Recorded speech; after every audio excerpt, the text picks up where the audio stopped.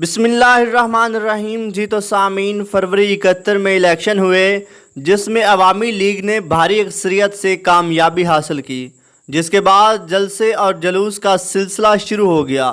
آئے دن ہڑتال ہوتی اور تمام بازار بند ہو جاتے، فوج میں بغاوت ہو گئی۔ اب آئے دن گولیاں چلنے کی آوازیں آتیں اور سڑکوں پر ملٹری کی گاڑیاں جس میں EPR کے بنگالی سپاہی بندوقیں تانے کھڑے ہوتے، دیناج پور کے علاقے میں آتے اور جو بہاری نظر آتا پکڑ کر لے جاتے اور قتل کر دیتے تھے۔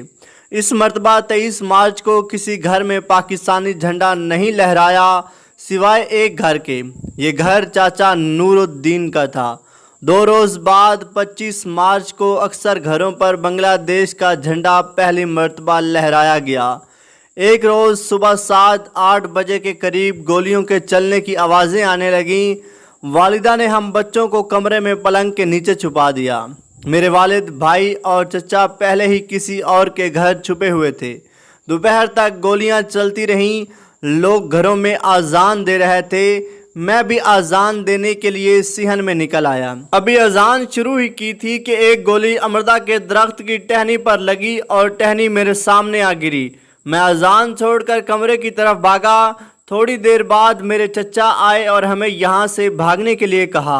ہم سب گھر سے نکل پڑے اور گولیوں کی بوچھاڑ میں بھاگتے ہوئے ایک مکان میں گھس گئے، جہاں پہلے ہی بہت سے لوگ جمع تھے، جن میں عورتیں اور بچے تھے۔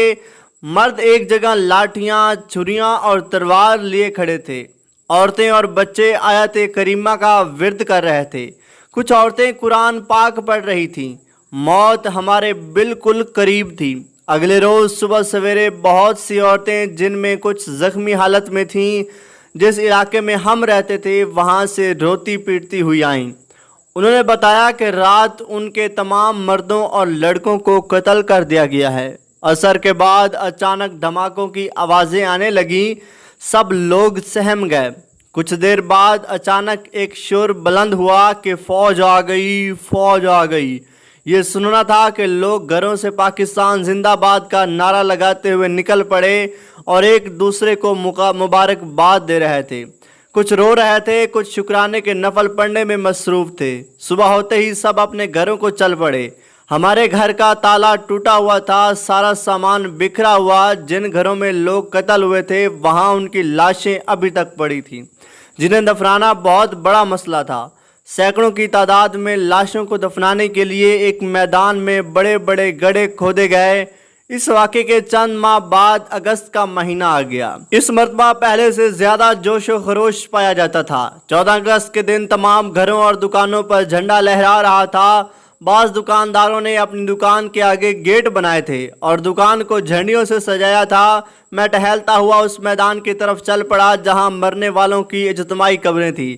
میں نے دیکھا کہ یہاں بھی بانسوں اور پتوں کی مدد سے گیٹ بنایا گیا تھا اور چاروں طرف رنگ برنگی جھنڈیاں لگی تھیں اور گیٹ کے پاس پاکستانی پرچم لہرا رہا تھا۔ 10-11 بجے کے قریب ایک ٹرک آیا جس پر سوار کچھ لوگ پاکستان زندہ باد کے نعرے لگا رہے تھے۔ ٹرک رکا تو بہت سے بچے اس پر سوار ہو گئے، ان میں بھی شامل تھا۔ شام تک ٹرک شہر کا چکر لگاتا رہا۔ شام کو میں واپس آ رہا تھا کہ راستے میں بارش ہو گئی۔ میں بھیگتا ہوا گھر پہنچا اور یوں مشرقی پاکستان آخری یوم آزادی کا سورج غروب ہو گیا۔ اس دفعہ 14 اگست کو سب بچوں نے چاچا نور الدین کی کمی کی شدت بہت محسوس کی۔ چاچا نور الدین بنگالی تھا، وہ اکیلا ایک کرائے کے مکان میں رہتا تھا، اس کے آگے پیچھے کوئی نہیں تھا۔ ہر سال 14 اگست کو بچے صبح سویرے ہی چاچا نور الدین کے گھر جمع ہو جاتے تھے۔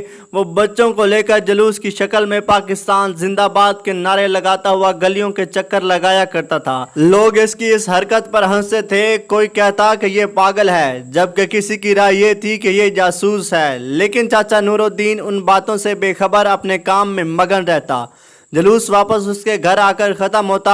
اس کے بعد وہ بچوں کو ایک ایک آنا اور قائد اعظم کی ایک ایک تصویر دیا کرتا تھا۔ چاچا نور الدین واحد بنگالی تھا جو عوامی لیگ کا مخالف تھا۔ جب کوئی بنگالی نوجوان پاکستان کے خلاف بولتا تو وہ اسے سمجھانے کی کوشش کرتا۔ ایک روز عوامی لیگ کے چند گنڈے چاچا نور الدین کے گھر آئے، انہیں گھر سے نکالا اور ان پر لاتوں گھونسوں کی بارش کر دی और उसे घसीटते हुए ले गए। वो बार बार यही कह रहा था, भाइयों मैं तो बंगाली हूँ, लेकिन गुंडे यही कहते रहे कि तू पाकिस्तान का एजेंट है। अगले रोज उसकी लाश झाड़ियों से मिली, लेकिन किसी में इस लाश को उठाने या दफनाने की हिम्मत नहीं थी। हालात बेहतर होने पर बच्चे उसके घर में दाखिल हुए तो देखा कि उसके सियन में पुराने कपड़े, खाने के बर्तन, चंद किताबें और कायदे आजम मोहम्मद अली जिन्ना, फातिमा जिन्ना, मौलवी फजल हक और नवाब सिराजुद्दौला की तस्वीर बिखरी पड़ी थी। बच्चों ने वो तस्वीरें उठाईं और पाकिस्तान जिंदाबाद का नारा लगाते हुए उसके घर से निकल पड़े। अगर वीडियो अच्छी लगी हो तो वीडियो को लाइक और चैनल को सब्सक्राइब जरूर कीजिएगा। पाकिस्तान जिंदाबाद।